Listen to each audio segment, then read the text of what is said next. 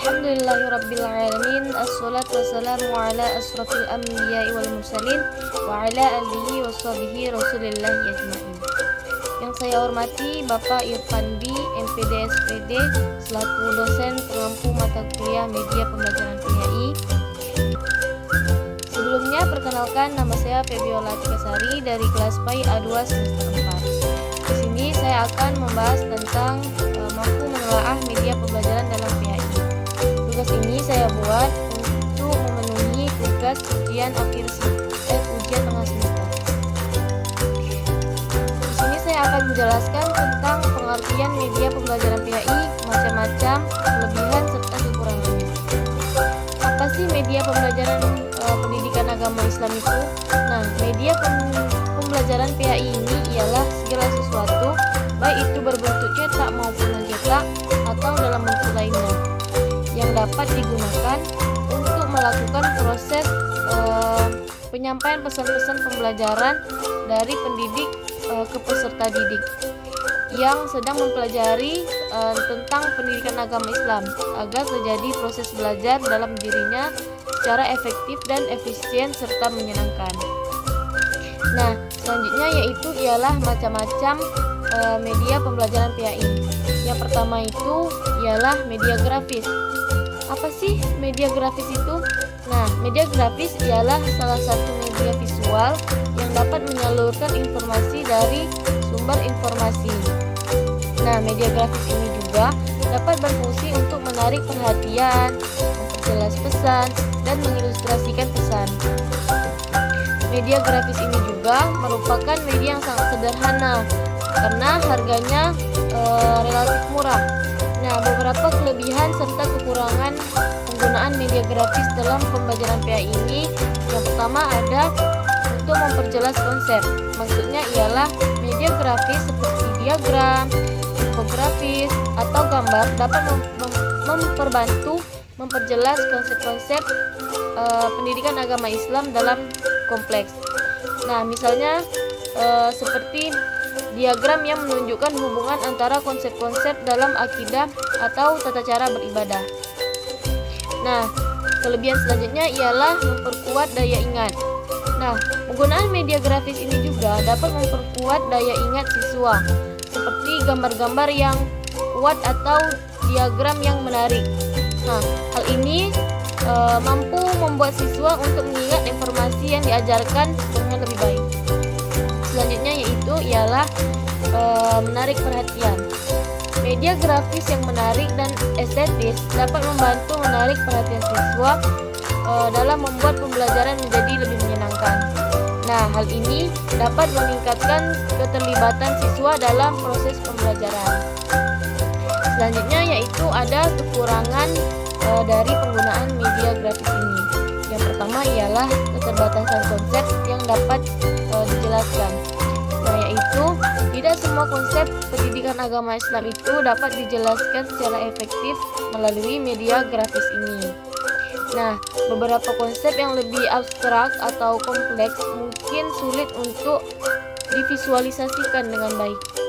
Nah, kekurangan yang kedua yaitu tidak menggantikan pembelajaran yang aktif. Maksudnya ialah penggunaan media grafis ini tidak boleh menggantikan pembelajaran yang aktif dan interaktif. Hanya mengandalkan gambar atau diagram tanpa diskusi atau refleksi aktif.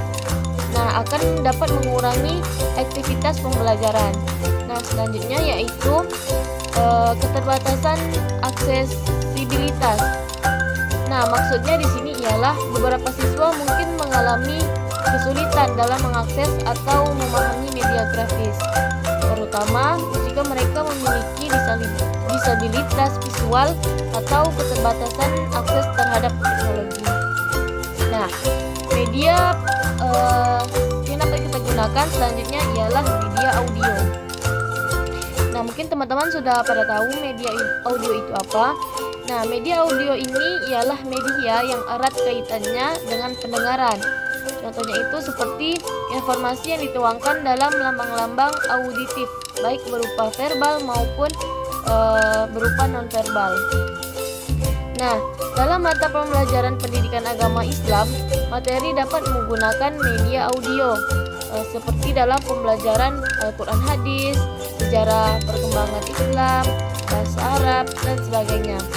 Nah, beberapa contoh media audio itu adalah seperti radio, laboratorium bahasa, dan alat perekam pita magnetik. Nah, kelebihan dari media ini yang pertama ialah media audiovisual dapat memvisualisasikan konsep-konsep yang sulit dipahami dengan lebih baik. Nah, seperti penggunaan video misalnya, dapat memberikan pengalaman belajar yang lebih nyata dan menarik bagi siswa atau peserta didik. Nah, kekurangan dari media ini ialah pembuatan materi audiovisual ini memerlukan biaya dan waktu yang cukup besar. Nah, selain itu, kualitas produksi yang rendah atau konten yang tidak sesuai dapat mengurangi efektivitas pembelajaran. Nah, lalu ada media proyeksi diam. Apa sih media proyeksi diam itu? Nah, media proyeksi diam ini atau still project medium merupakan media yang prinsipnya sama dengan media grafis. Akan tetapi, dalam media proyeksi diam, informasi disampaikan melalui proyektor agar dapat dilihat oleh peserta didik. Nah, beberapa jenis media proyeksi diam diantaranya yaitu ada slide, film rangkai, OHP, televisi, proyektor OPQ. Nah, ada micro projection dan mikrofilm. Nah, dari beberapa materi dapat disampaikan oleh guru melalui proyeksi diam, seperti misalnya ialah ibadah haji, sholat, Al-Quran, hadis, dan sebagainya. Nah, di media ini juga terdapat beberapa kelebihan dan kekurangan. Pada kelebihannya ialah daya tarik visual. Gambar atau grafis yang ditampilkan melalui media proyeksi diam ini dapat menarik perhatian peserta didik, sehingga membuat pembelajaran menjadi lebih menarik dan menyenangkan. Selanjutnya ialah fleksibilitas. Media proyeksi diam dapat digunakan untuk menyampaikan berbagai jenis materi, mulai dari pembelajaran tentang teori haji, sholat, Al-Quran, hadis, hingga demonstrasi praktik-praktik ibadah. Nah, kelebihan yang selanjutnya ialah memfasilitasi diskusi. Maksudnya di sini ialah media proyeksi diam dapat digunakan untuk memfasilitasi diskusi di dalam kelas dengan menyajikan materi-materi yang memicu pembicaraan dan pertanyaan dari peserta didik. Selanjutnya yaitu kekurangannya. Yang pertama ialah keterbatasan interaktif. Nah, kalau kita menggunakan media proyeksi diam cenderung bersifat satu arah, karena informasi hanya disampaikan oleh guru kepada peserta didik tanpa adanya interaksi aktif dari peserta didik. Nah, hal inilah yang akan dapat mengurangi keterlibatan dan partisipasi peserta didik dalam pembelajaran. Selanjutnya yaitu ketergantungan pada teknologi.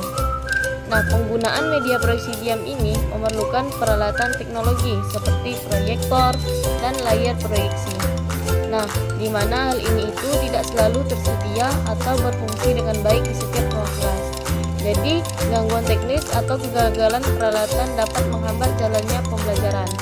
Selanjutnya ialah keterbatasan ruang.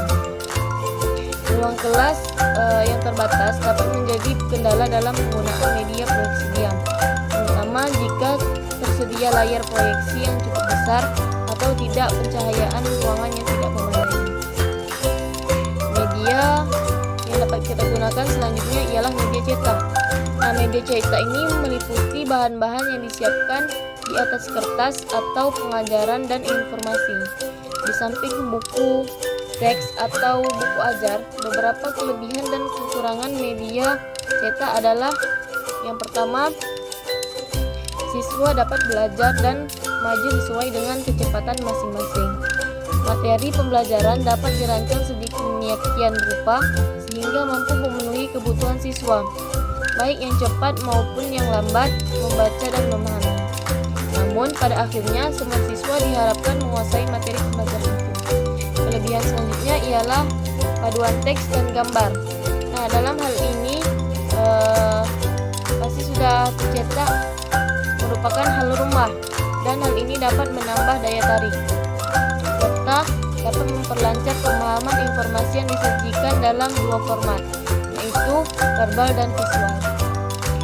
Kelebihan selanjutnya ialah khusus pada teks terprogram atau siswa akan berpartisipasi juga berinteraksi dengan aktif karena harus memberi respon terhadap pernyataan dan latihan yang disusun. Diharapkan siswa aktif segera mengetahui apakah jawabannya benar atau salah. Selanjutnya kekurangannya yaitu yang pertama ialah biaya pencetakan akan mahal apabila ingin menampilkan ilustrasi, gambar, atau foto yang berwarna-warni. Selanjutnya ialah pembagian unit-unit pembelajaran dalam media cetakan harus dirancang sedemikian rupa sehingga tidak perlu panjang dan tidak membosankan bagi siswa. Yang terakhir ialah jika tidak dirawat dengan baik, media cetak cepat rusak dan akan hilang. Mungkin itu saja yang dapat saya sampaikan. Terkurang saya mohon maaf.